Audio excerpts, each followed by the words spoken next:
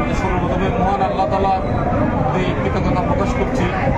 আপনারা জানেন যে আমি দীর্ঘদিন এই দল করতে যায় আমাদের এই হাজার হাজার শত শত নেতা কর্মী লইয়া আন্দোলন সংগ্রাম করেছিলাম। আমি আল্লাহর কাছে শুকরিয়া জ্ঞাপন করছি এই জন্য যে দল তৃণমূল থেকে আমাকে মূল্যায়ন করেছে।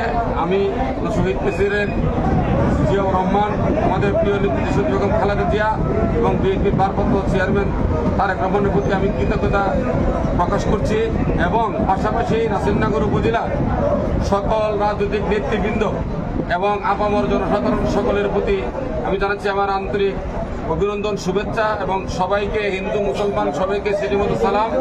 আমাদের আগামী নাসিরনগর করার লক্ষ্যে, একটি শান্তিপ্রিয় নাসিরনগর করার লক্ষ্যে আমি দল মত নির্বিশেষে সকল স্তরের নাসিরনগরের আপামর জনসাধারণকে আমার পেশা থেকে আমাকে নির্বাচিত করার জন্য আমি সকলের সাহায্য সহযোগিতা এবং সকলের ভালোবাসা আমি কামনা করি।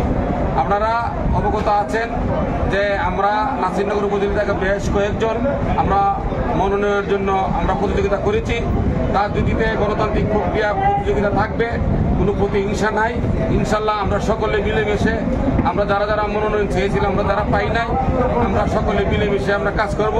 স্বাধীনতা পরবর্তী সময়ে এই নাসিরনগর উপজেলা বাংলাদেশ জাতীয় দল বিএনপির এই সিটটি পায় না, তো আমরা আশা করবো এবার আপনাদের সকলের সহযোগিতা যেন আমাদের প্রিয় নেতা বিএনপির ভারপ্রাপ্ত চেয়ারম্যান আগামী দিনে রাষ্ট্রনায়ক জনাব তারেক রহমানকে যেন এই সিটটা আমরা উপহার দিতে পারি।